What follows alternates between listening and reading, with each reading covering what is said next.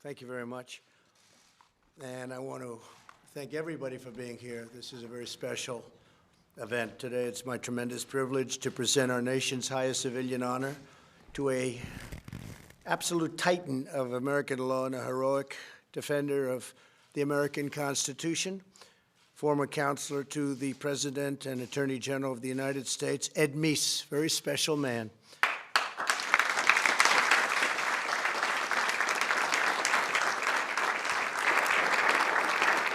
Ed, congratulations on receiving a really incredible award. This is something that we have the Congressional Medal of Honor and we have the Presidential Medal of Freedom.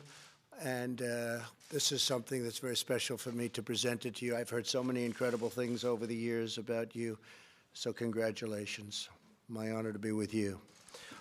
We're delighted to be joined by Vice President Mike Pence, Attorney General William Barr, Bill, Acting OMB Director Russ Vought, and Heritage Foundation President Kay Cole James. Hi, Kay. Also, he did a good job, didn't he? Also with us is Ed's terrific family, his wife of 61 years, Ursula. Thank you, Ursula. It's a long time ago. Good husband. He was a good husband. At least for the first 38 years. Along with his children, grandchildren, and his great-grandson, Liam. I know you, huh? He grabbed me. I said, I like this guy. Good. Thank you for being here. Ed Meese was born into a deeply patriotic family committed to public service. His father worked in local government for 5 decades, including many years as police court clerk. His dad stores, and he had some incredible stories from what I was told. His stories of serving the people of Oakland inspired Ed's lifetime of passion, and his law enforcement career was unparalleled. After graduating from Yale in 1953, Ed attended the University of California at Berkeley Law School and served 2 years of active duty in the United States Army. He remained in the reserves for another 2.5 decades, retiring as a colonel in 1984. I didn't know that, Ed. That was pretty good, right? Ed married Ursula, the love of his life, in 1958, and they wanted me to say that, and he meant it truly, the love of his life. That's a beautiful thing. He then became Deputy District Attorney of Alameda County, California, the same county where he had grown up. He regularly rode with local police on patrol. One officer later said about Ed, finding someone around here who doesn't like Ed Meese is like trying to find a 4-year-old who doesn't like Santa Claus. In other words, he was a popular guy.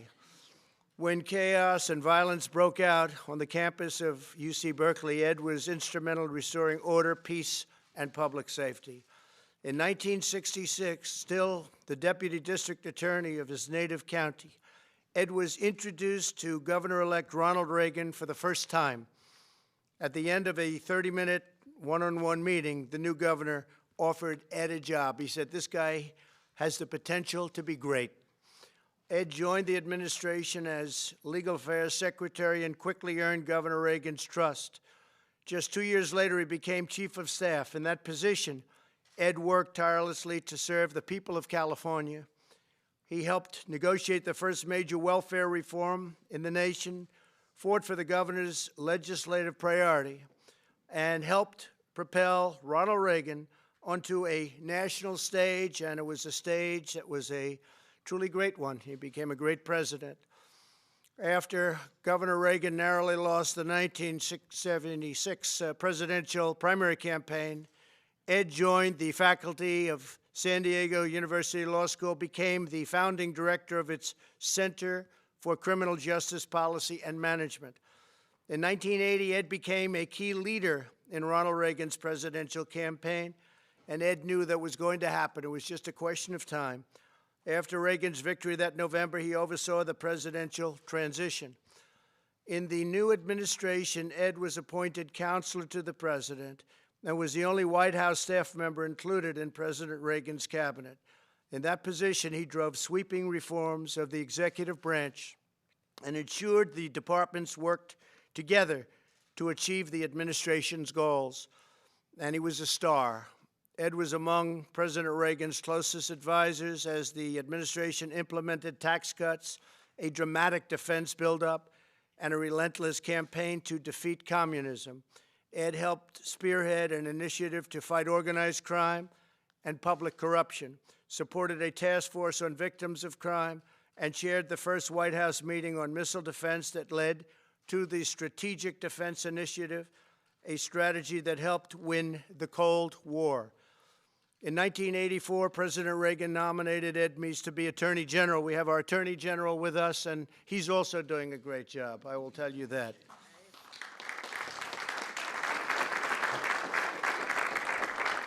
In the course of a grueling nomination process, he showed incredible grace and grit. The Democrats tried to derail his nomination, but Ed stayed strong. And after 13 months, he was finally confirmed. That sounds like the kind of things we go through. You know, if you win by one vote today, it's like considered a landslide. It sounds no different. Boy, things don't change very much, do they? Do they, Kay? I don't think so. Over the next 3 years, Ed would deliver monumental change for the American people. As Attorney General, Ed led the battle against drugs. He aggressively targeted traffickers and their assets. He also chaired the National Drug Policy Board and coordinated the administration's response to the drug crisis. In the years that followed, the strategy proved successful. Between 1982 and 1992, drug use by young adults plummeted by 50% nationwide. Would you like to make a comeback? That's a pretty good number. You know, we've got it down 18%, but I like 50% better. But we're dealing with a whole new set of drugs, unfortunately. It's a very tough situation. Perhaps Ed's greatest contribution to American law has been his unwavering advocacy for the legal principle that judges must adhere to the original meaning of the Constitution, setting aside their own personal and political views. Through the decades, Ed has been one of the most eloquent champions for following the Constitution as written.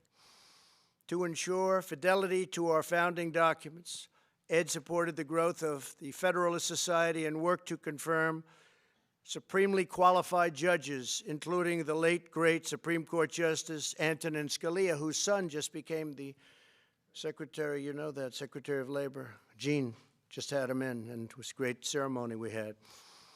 After concluding a historic tenure as Attorney General, Ed joined the Heritage Foundation. Over his 30 years at Heritage, he helped create the foundation's Legal and Judicial Studies Department, which is now named in his honor. And we're talking about judges, and I will say Heritage has been very helpful with us also, as you know. And I just had on that desk a little while ago another 6, and we'll be up to very soon about 182 federal judges and 2 Supreme Court judges. That's not including 2 Supreme Court judges. So we really have made tremendous strides. It's a number that few people have been able to even come close to, so it's great. We appreciate all the work you've done, too. Ed has advocated for effective law enforcement against over-criminalization and is always in defense of the Constitution and the system of government designed by our founders. Ed, you are a loyal fighter for freedom, a champion of law and order, mentor to young Americans, and faithful defender of our republic. You are an inspiration to liberty-loving citizens everywhere. You're just an inspiration, period. Everybody that knows you uses that word. You are an inspiration. On behalf of the grateful nation that I love and that we serve, I want to thank you. I want to thank you for your incredible lifetime of exceptional service and of devotion to our country. And I just want to say to your family that this is an extraordinary man, and I looked at all of your wonderful children and grandchildren and your great-grandson, and you, I'm especially talking about you. You have very good genes. Just remember the president. You have great genes between the two of them, okay? Great genes. So it is now my honor to ask the military aide to come forward and present Edwin Meese III with the Presidential Medal of Freedom. Thank you. Congratulations, Ed.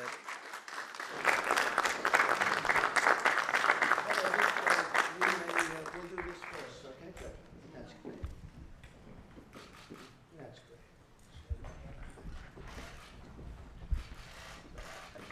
Are you okay? Good. Edwin Meese III has long been thought leader and strong conservative voice on matters of law and policy. As counselor to President Ronald Reagan, Mr. Meese helped to craft a foreign policy strong enough to help end the Cold War and played a pivotal role in helping to secure historic tax cuts. As Attorney General, he promoted federalism and the original public understanding of our Constitution. Since leaving public service, Edwin Meese has continued to champion our nation's founding principles through his extensive work at the Heritage Foundation.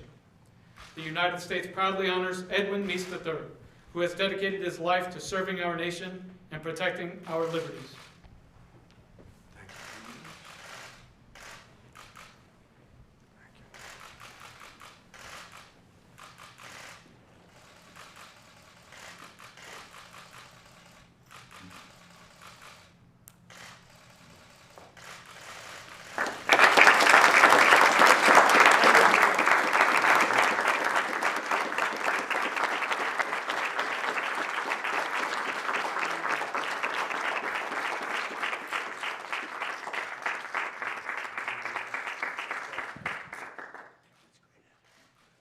Thank you, Mr. President. Thank you very much, both for this very fine award, an award which I will cherish, obviously, forever, but also for the kind words that you gave and what you have mentioned, but particularly for the privilege of being here with you and to have my family here to meet you and also to listen to this particular ceremony. It's just a great privilege that I appreciate very much and appreciate all that you have done to make us welcome here and, as I say, for those kind words. I'm also very grateful to the Vice President for being here. Mr. Vice President, you and I have been friends since the day you were in Congress here, not so many years ago, and it was great to have known you and followed your career also.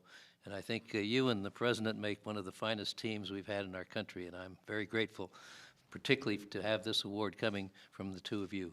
I thank you. Also,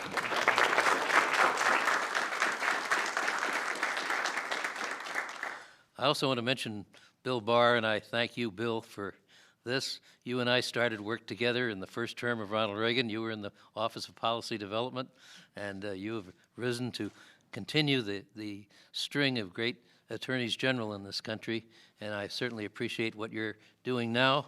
I must say, from my own experience, I understand what you're going through now. So it's even better to wish you well in the fine work you're doing.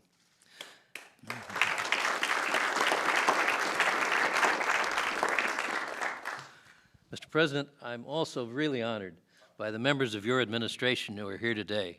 As I look around, I see so many good friends here. I can't name them all or it would take up the rest of the afternoon, but so many of them and so many who I've appreciated the chance to work with as I look around, and really am very honored that you would all come out to see this particular ceremony. As I stand here today, I can't do anything other than to thank and praise God for the opportunities and the blessings that I've received in the course of my life.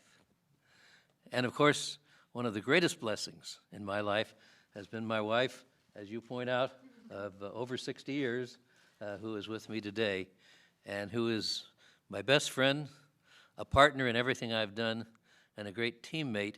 Particularly, I attribute to her the handsome family of kids that we have here, and also to my whole family. The family has been my foundation throughout our married life, and it's just great to see and to be with all of them today. And Mr. President, you honor me by allowing them to participate in this particular event. And you know, it's just great to know that we have here today 4 generations of Mises, and so it's a great honor to have them here. You spoke about the privilege that I had of working for Ronald Reagan, and I will always be indebted to him, not only for the honor he did by having me appointed to serve under his leadership for 30 years, from 1967, when I first served, as you pointed out, as his legal affairs secretary, to 1997, when he went into the total security, total isolation, really. And I had that privilege to work for him in the state of California, here, as you pointed out, obviously in Washington, D.C., and then following that, both in the building of his library, and today I still have the privilege in the Young Americas Foundation. They now have taken over his ranch in Santa Barbara, and I have the privilege of serving as the co-chairman of that ranch board of governors. So Ronald Reagan was a pivotal part of my life, and I am always grateful to him. But you know, the things that you mentioned, and you were very kind and generous in all that you said, the things that you mentioned is something that I could not have done by myself. I was always very lucky to have a team of people that I was able to work with, and over the period of time, I can't think of better people than anyone could have as teammates and people participating in the work of the United States of America, both obviously in my early days, but particularly over the last 30-some-odd years as I was privileged to work here in Washington, D.C. One person who has been a friend, a counselor, literally, and also a great teammate has been Ken Cribb, who is here today. And he is, Ken has always been there by my side and giving me excellent advice and help, and as I say today, always having my back, and I'm very grateful, Ken. Another person who was with me and who has joined me in the Department of Justice, two people actually that are here today that I want to mention. One is Mark Levin. This was before he became famous.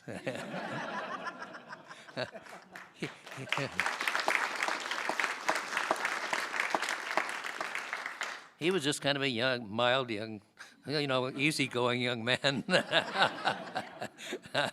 And we're happy to have him here with his wife, Julie. And a third one was Becky Dunlop, who was in the Department of Justice with me and did a terrific job. So it's great to have them. And of course, Bob McEwen, who is here, has been an advisor and a helper to me in the conservative movement and an inspiration as well as a great teammate. And then also it is great because, as you pointed out, when I was privileged, when I left the government in the end of 1988, I was privileged to be asked to join the Heritage family, and under Kay's leadership and Kim Holmes, and now today with John Malcolm heading up the Legal Center, and with Bridget Wagner, who is here. Becky was with us there. We've just had a great time and a great team of people that I was privileged to work with there. It's been just a great thing for me to have all of these opportunities, as I mentioned earlier, and I'm very grateful to all of those people that are here. I also am grateful to another guest, our pastor, Pastor Bill Mann. Bill Mann has been a great spiritual leader for our family, and I'm grateful very much for that. I'm just, as I say, there's so many things to be grateful for today, and the only thing that I would do, Mr. President, is mention a couple of things that particularly are meaningful to me. You've done so many things, but there are three things that have been particularly meaningful. You mentioned one of them, and that is your commitment to the Constitution and your commitment to making sure that it's interpreted as it actually reads. And for that, you have appointed these outstanding judges now, which is a monument to justice and the rule of law that will last literally for decades. And I'm grateful for that. The second thing is your emphasis on religious liberty. Your speech to the United Nations was, I believe, the first by any president to talk about that subject before this august body. And there's no group that needed that encouragement more on that particular subject. And finally, I am grateful, and Ursula is grateful, because of our family, for your support for the armed forces of the United States. You have not only given them leadership, you've given them the resources they need, but you've gone beyond that. You have shown your personal respect for every man and woman in uniform, And that's something that really is not only good for them, but also for their families, so that their families can see the dignity that you appreciate in the work that our military folks are doing.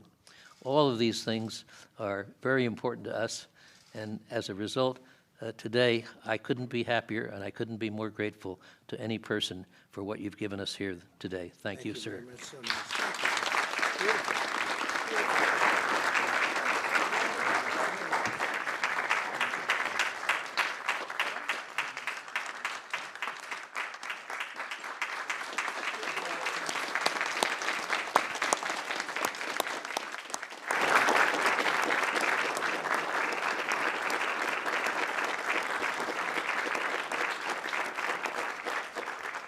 Well, you know, you're right about Mark. He has become a star. Maybe I'd like to have Mark say a few words, and the Attorney General say a few words, and our Vice President say a few words. Could we do that? Come on up first, Mark. Just nice and easy now, Mark. Nice. Well, it's a great honor to be here with two great men, President Trump and Attorney General Meese. And it was an honor to work for you as Special Assistant, then Chief of Staff, through the good, the bad, and the ugly. And you accomplished many, many things as Attorney General of the United States. And you've always been wonderful to my family, you and Ursula, your family to us, and you always will be. And this is a great honor, and I can't think of a better person to receive it. And Mr. President, I want to thank you. I want to thank you for everything you're doing for this country. I've known two great presidents, Ronald Reagan and you. And I'm sorry you're going through what you're going through, but I want you to know there's tens of millions of people who stand with you. So God bless you. Thank you very much.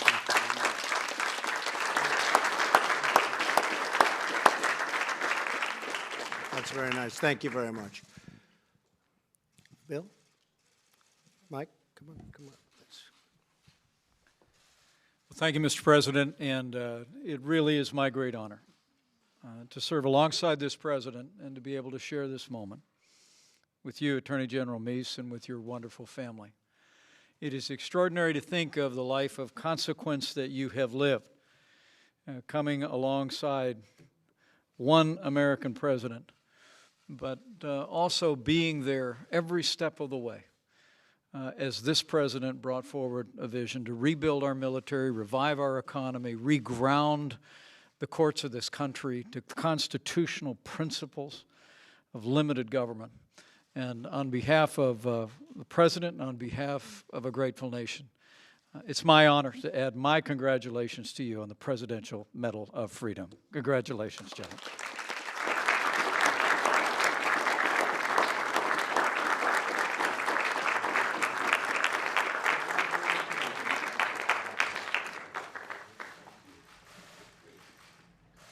Thank you very much, everybody.